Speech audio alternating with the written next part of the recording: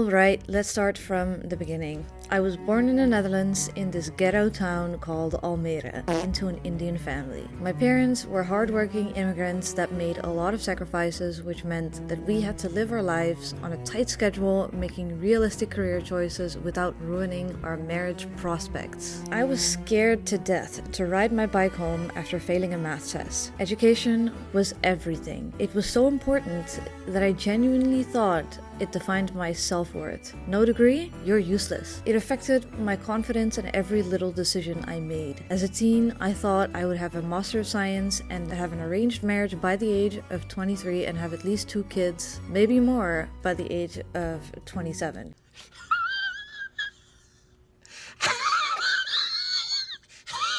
What a joke. I was always trying to prove myself, which was a very unhealthy and an absolutely exhausting drive when I went to college. I couldn't keep up. From the age of 18, I had at least 2 major mental breakdowns and/or burnouts per year. I decided enough is enough. I dropped out and went into therapy. My partner helped me feel like less of a failure. We dropped out together. After 2+ years in therapy, I was finally able to make decisions for me and not for anyone else. Now I'm 27 years old, jobless, broke as hell, and still not married. Yep, sounds like a good place to start over, right? Some people start their lives early, some people start after they break, and some people start again more than once.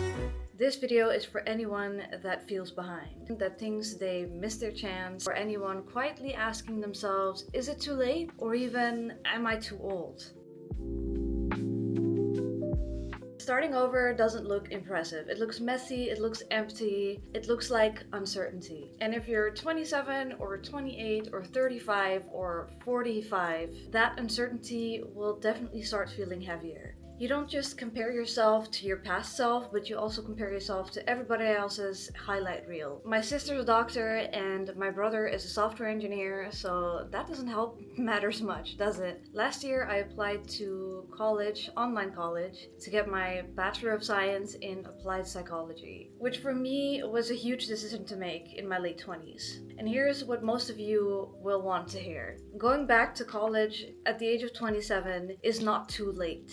In fact, it's informed, it's intentional, and it's brave and inspirational. At 27 or older, you're definitely not chasing some version of success someone else has designed for you, your Asian parents. You're definitely more mature than that. Trust me, at my age, you really don't give anymore. You're choosing learning because you want to grow, and that's what matters. Imagine making career decisions at 16 to 18 years old when you barely even have any life experience. I know that's the norm, but it's pretty ridiculous if you think about it. In the Netherlands, you even have to choose this package of subjects in middle school, basically. Or in the Netherlands, you have onderbouw and bovenbouw. It's in the same school, and that's basically middle and high school. So in middle school, you have to choose a package of subjects. So let's say nature and technology, economics, or nature and health. So those are the 3 main subject packages. You also have culture and society, something like that. But most people go for nature and technology and nature and health because those are the more secure packages. But if you choose economics and society, for example, you will not be able to get into nursing school. You will not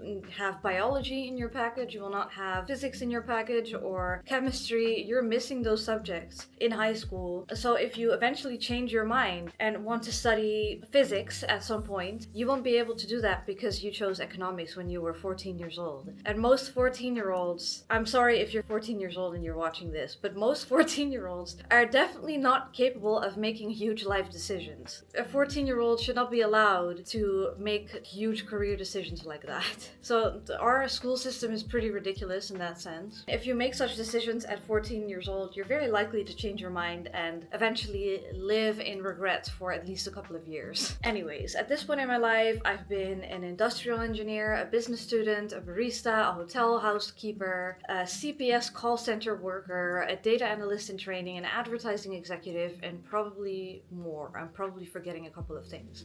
I think it's pretty safe to say that I definitely know what I want right now, and that is to become a psychologist. A long time ago, when I was 14 or 15 years old, I definitely thought about becoming a psychologist, but my parents did not think that was a realistic career choice. It was one of the first things I was thinking about when I was thinking about what I wanted to become before the the age of 25. I'm 27 now, but anyways, I'm going back to that right now. I'm going back to my child self and chasing what she wanted instead of what my parents thought was realistic. And I'm not blaming my parents for anything. They just wanted us to be financially safe and secure and well off, and I thank them for that. But now it's time to take matters into my own hands and actually choose my own path. So that's what we're going to do. Psychology it is. But let's be real for a second. I'm not trying to romanticize and glorify the idea of going back to college in your late 20s or later. Because although it's a good investment, there are definitely a couple of disadvantages I'm going to have to deal with. The biggest one is probably personal finance. College costs a lot of money, and I am just barely paying my bills now.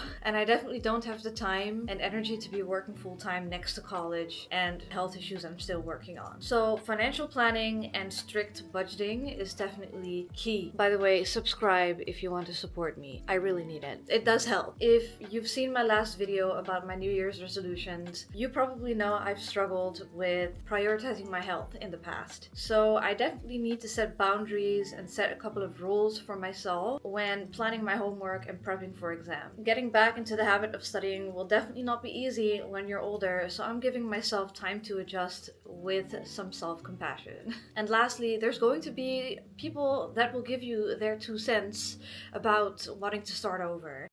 Ain't nobody got time for that. To those people, I would like you to say, Kiss my fat ass.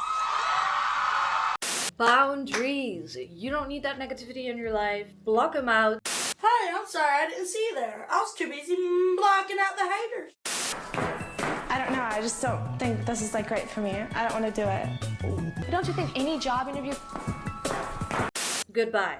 Anyways, if you're watching this and you feel embarrassed about starting over again, please know this. Starting again means you didn't give up on yourself. It means you're finally choosing yourself. And that's everything but failure. It's growth. And you're not alone. I'm here with you. We're in this together. Let's do this.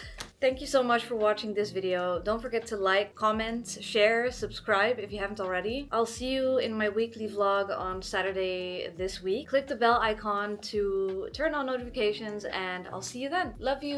Mwah. Bye.